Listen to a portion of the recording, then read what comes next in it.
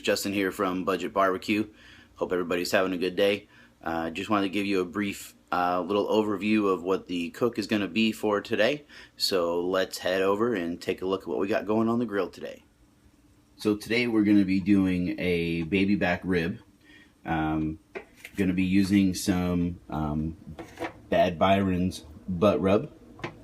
We are going to be doing the 3-2-1 method today.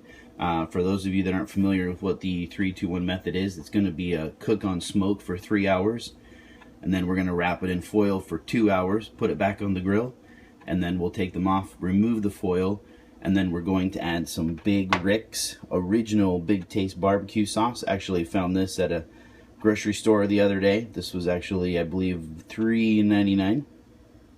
So we're going to throw that on and then put them back on the grill for another hour.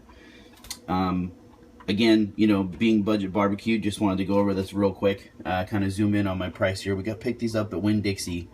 They were $2.99 a pound, down from $4.99 a pound. So the total savings was $6.34. Total came to $9.48 for the rack of ribs here. And again, you know, it's just my wife and I, so this will be more than enough to cover both of us with a couple of side dishes. Should be a pretty reasonably priced meal. As far as the mustard is concerned, for those of you that aren't familiar, the preparation for the ribs is going to be to kind of trim them down just a little bit. We're going to add some mustard on there as a binder for the rub itself. So once we get that all situated and get the grill fired up, we'll bring you all back. Alright everybody, so here we have the rack of ribs. I have rubbed it down with mustard and the Bad Byron's butt rub. I'm going to let that sit for about 30 minutes or so while I let the charcoal get nice and hot. So we're going to head outside and light the grill, and then we'll catch back up and we'll get this started. Hey everyone, sorry I forgot to come back and do a video as we were putting the ribs on the grill here. We're about an hour into the cook now.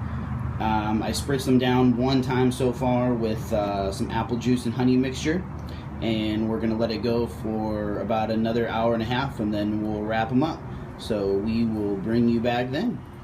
Alright everybody, we are actually about 2 hours into this cook, and I think things are moving along a little bit faster than I anticipated. So I'm going to go ahead and pull them, and we're going to wrap them in some foil for the next 2 hours. There's a little bit of brown sugar, some honey, and some parquet squeeze butter.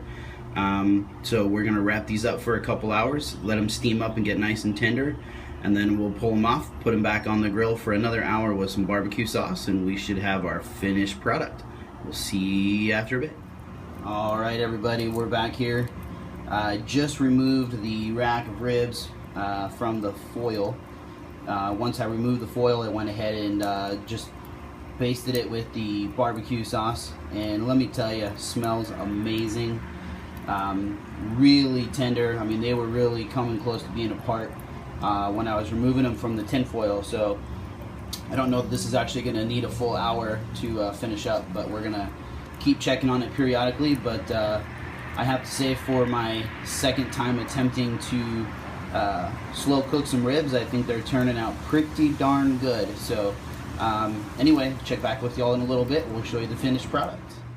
Alright folks, here we have our finished product. As you can see on the cutting board here, just to recap, these were dusted in the Bad Byron's butt rub. Once I removed them from the foil and put them back on for the last 45 minutes, I basted them with the Big Rick's original Big Taste barbecue sauce. And I have to tell you, I mean, these were really hard to get off the grill because the bones are, I mean, they are just fall apart tender. I know a lot of people have different opinions on ribs and if they should have that fall off the bone or if they should have some bite to them. Some people keep the membrane. That's one thing I forgot to mention at the beginning of this video. I did remove the membrane from the back. Again, you know, I'm just kind of trying some new things. This is only my second time attempting ribs, so you know, I think they went really, really well. I'm going to get my knife out here. We'll cut one off and we'll see what it looks like on the inside. Alright folks, well, as you can tell from the flaking here, I mean, really, really tender ribs. I'm going to try to focus in. You can see there's a nice good smoke ring here at the top.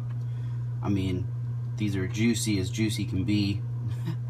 And as you can see, that bone is really starting to come off there. So, you know, all in all, I have to say I'm pretty satisfied with the way the ribs turned out.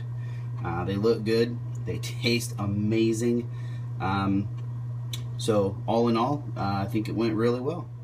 I did want to take a few seconds here at the end of the video to just thank there's quite a few people on YouTube since I did my intro video the other day. Gotten quite a few subscribers as well as some encouraging words on YouTube. Unfortunately, I don't have time to or have all the names right here in front of me, but those of you that took the time to subscribe, those of you that took the time to make some nice comments, I really appreciate it. Thank you so much. Those of you that haven't subscribed yet, I don't know why not. Hit that button below. Make sure you like the video as well. And if you have any questions or comments, please leave those below as well. Until next time, Budget Barbecue.